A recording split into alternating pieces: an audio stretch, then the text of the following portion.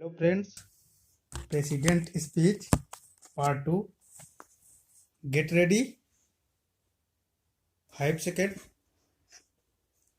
Start.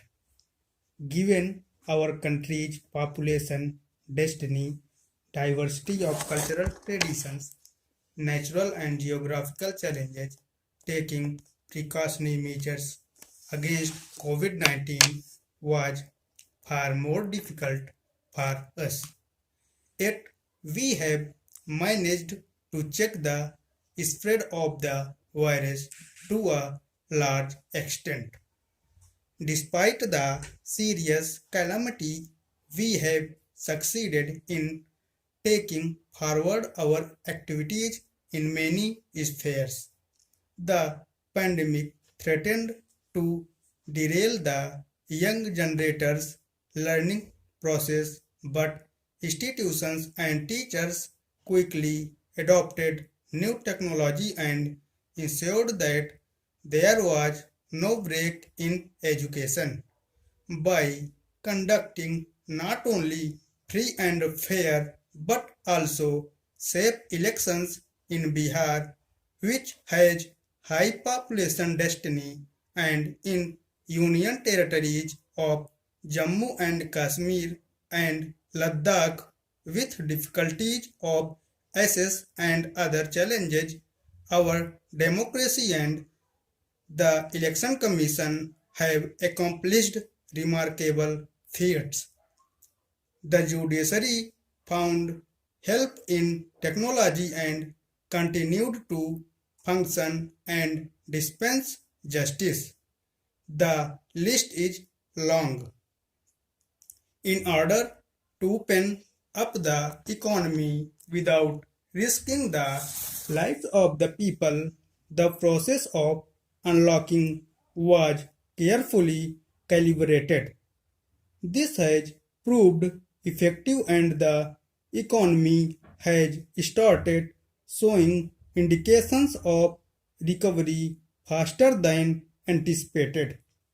The latest unprecedented collection of GST and India's emergence as a most favored destination for the foreign investment are indicative of our faster economy recovery. The government has encouraged small and medium industries to unleash entrepreneurial spirit by providing easy loans to them and help them to come up with innovative business ideas.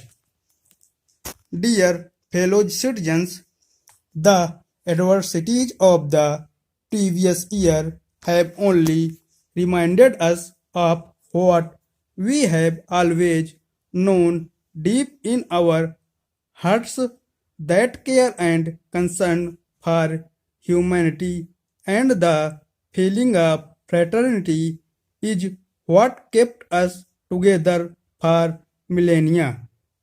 In every sphere, India rose to the occasion and put others before themselves. We Indians live and die for humanity. This Indian ideal has been expressed by the great poet Maithili Saran Gupta in these words. These sentiments can be broadly conveyed in the following words. It is the benevolent whose glory lives on in song eternal. It is the generous whom the word reveres forever, whose spirit of oneness fills the boundless universe. They truly are human who die for fellow beings. I am sure that this love for humanity and the spirit of sacrifice will take us to great heights. Let us look at 220 as a year of learning.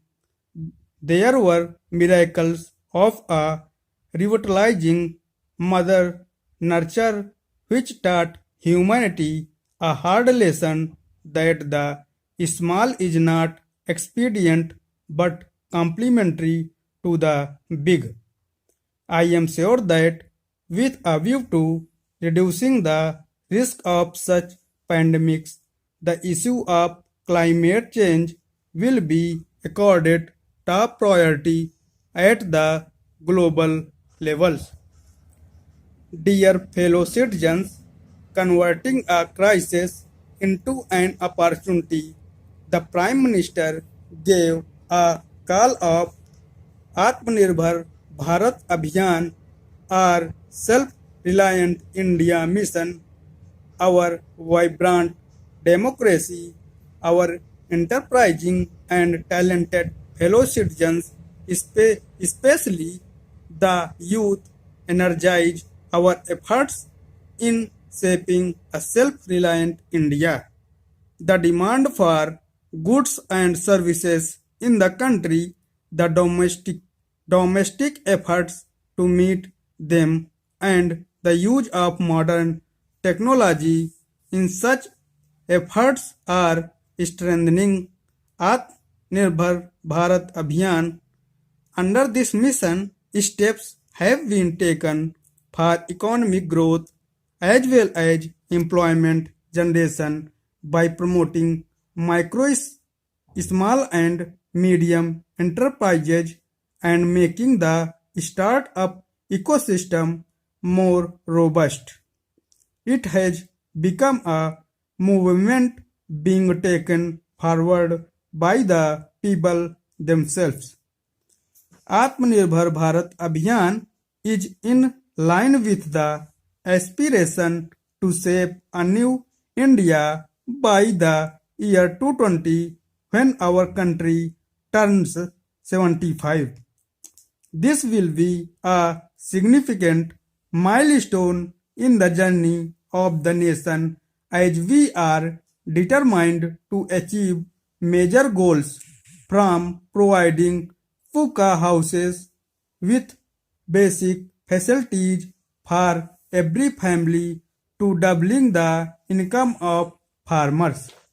In order to build an inclusive society of New India, we are giving special emphasis on education, health, nutrition, upliftment of the underprivileged and welfare of women.